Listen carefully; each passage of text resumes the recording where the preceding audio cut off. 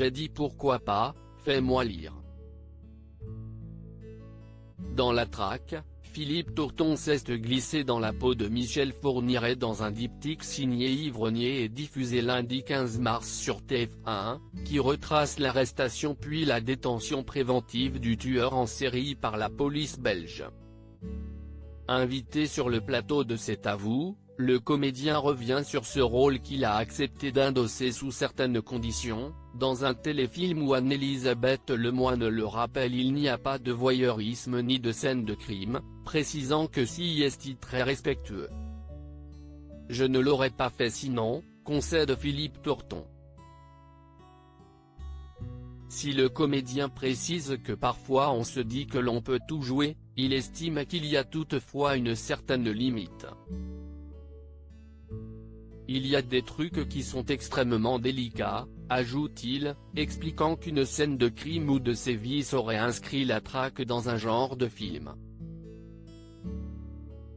Et puis ça pollue ce que l'on veut dénoncer aussi d'une certaine façon, le voyeurisme empêche de faire passer un message, donc ça je ne l'aurais pas fait, admet-il, tandis que de son côté Yves Renier, le réalisateur du téléfilm, a fait très attention aux victimes et à leurs proches. Il ne fallait en aucun cas que l'on puisse les identifier, a-t-il confié à Téléstar.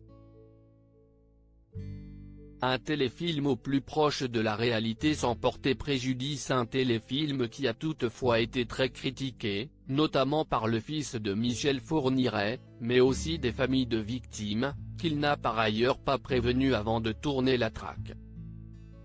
Ça, ce n'est pas de mon ressort, a-t-il estimé, précisant que son travail est avant tout de réaliser un film tout en faisant en sorte de ne pas heurter ou manquer de respect aux victimes et à leurs familles. Quant aux enquêteurs de la fiction, ils sont justement fictifs car le policier belge tenait à garder l'anonymat, explique le réalisateur.